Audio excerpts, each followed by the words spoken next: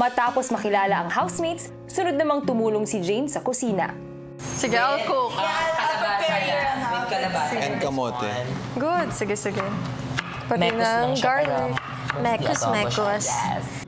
Habang nagluluto, si Jane pinatawag ni Kuya sa confession room. Yes po.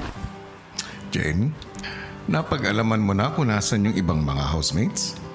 Nalaman ko na nandun sila sa may secret room. Tama, ikaw ang unang makakakita sa kanila. Okay po, Kuya. Makakabisita ka sa kanila upang malaman ang kalagayan nila. Pero limitado lamang ang oras mo. Sige po, Kuya. Water. Ayan na! Hi, guys. Hello, housemate.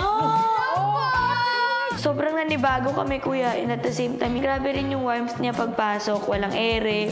Sorry, nagulat ko ba kayo? Hello po!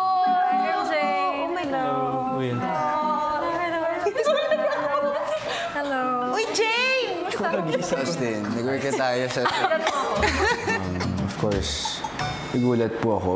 Nakaka-work ko na po si Jane before.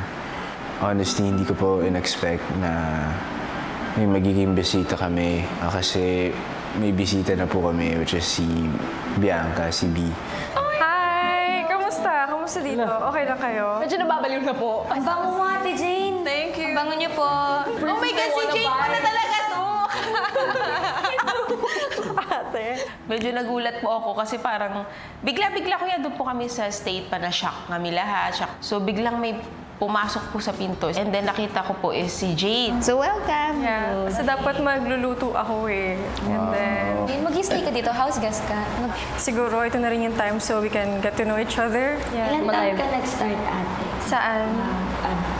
Artista? 15, 16? Yes. Actually, nakasama ko si B because nag-start talaga ako sa GMA. So, nakasama ko sila sa workshop. Sila Gabi, kabatch ko rin sila. Hanggang sa makatanggap si Jane ng hudyat na oras na para bumalik siya sa confession room. Ate, wait lang. Ay, ang dami ko pang gustong. See you, Ate